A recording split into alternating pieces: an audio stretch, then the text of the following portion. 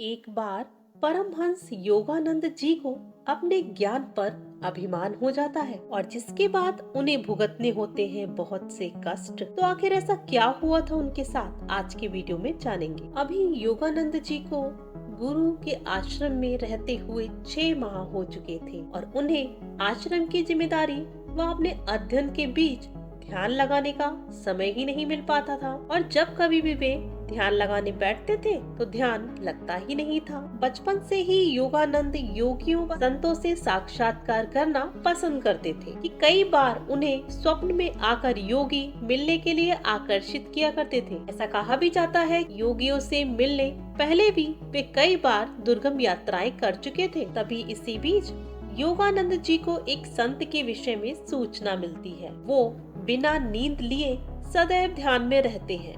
तो योगानंद जी को उनसे मिलने की जिज्ञासा हुई। योगानंद जी को लगा कि शायद ये वही संत हो जिनसे मिलने के बाद उन्हें आत्मज्ञान हो जाए। तो बेचैन होकर एक दिन उन्होंने अपने गुरुजी से कह ही दिया कि गुरुजी कृपया मुझे हिमालय यात्रा करने की अनुमति दीजिए ताकि मैं गहन ध्यान लगाने की प्रक्रिया तथा वास्तविक शांति का अनुभव कर सकूं।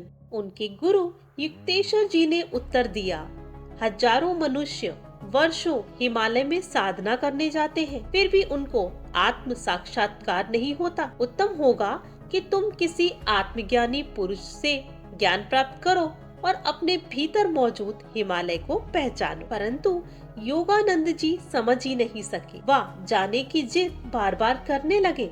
अंत में गुरुजी शांत हो गए तो योगानंद जी उनसे आज्ञा लेकर हिमालय की ओर निकल पड़े। सर्वप्रथम वे ताड़केश्वर पहुंचते हैं तथा वहां की प्रसिद्ध मंदिर में दर्शन करने हेतु जाते हैं। मंदिर की मूर्ति को देखकर सहसा उन्हें विचार आता है कि ईश्वर को केवल स्वयं के भीतर खोजना चाहिए।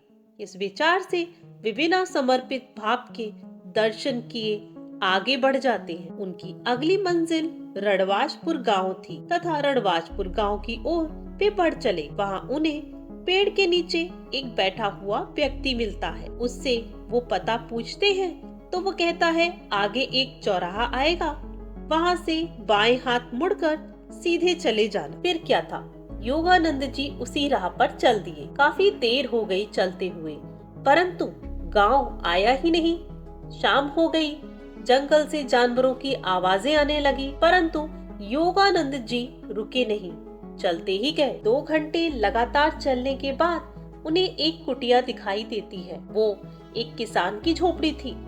योगानंद जी ने उन संत का पता पूछा तो किसान उन पर क्रोध करने लगा और चिल्लाया, यहाँ कोई संत नहीं रहते, क्या तुम कोई चोर हो जो मुझे लूटने आए हो? योगानंद जी ने किसान को काफी समझाया, पर किसान ने कहा, शायद तुम अपना रास्ता भटक गए हो, तुम्हें चौराहे से बाएं नहीं दाईं ओर जाना था। रात्रि उसी झोपड़ी में विश्राम करके अगले ही दिवस वे निकल पड़े। दुर्गम रास्ता था, उसको पार करते हुए 2 मील चलकर एक व्यक्ति से रास्ता पूछते हैं तो वह कहता है कि मार्ग अभी 2 मील और शेष है। 2 मील का रास्ता पार करके एक व्यक्ति से मार्ग पूछते हैं तो उसने भी वही उत्तर दिया कि 2 मील अभी और चलना है। अब योगानंद जी को लगातार चलते हुए 6 घंटे हो चुके थे। वे थक चुके थे।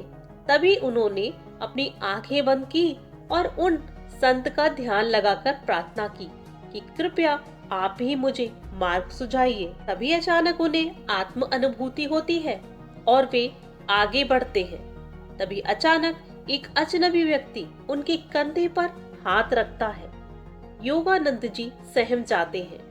वे देखते हैं एक व्यक्ति उनके सामने खड़ा हुआ है, दुबले पतले शरीर का, छोटे कद का, परंतु उनकी आंखों में बहुत तेज था। उस व्यक्ति ने योगानंद जी से प्रश्न किया, मैंने तुम्हें मिलने नहीं बुलाया, तुम अपनी जिद के कारण यहाँ आए हो।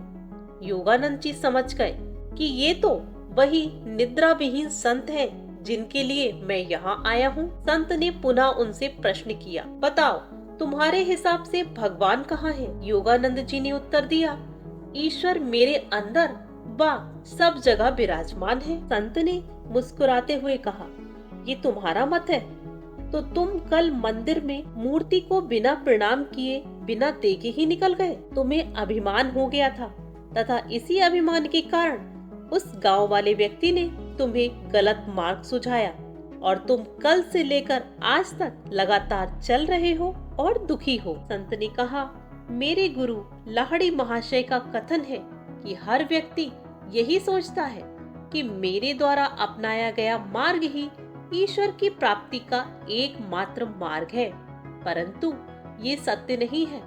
प्रभु से मिलन के अनेकों मार्ग हैं। योगानंद जी को ज्ञात हो गया था कि उन्हें अपने ज्ञान का घमंड हो गया था, उन्हें अपने कृत्य पर अफसोस था।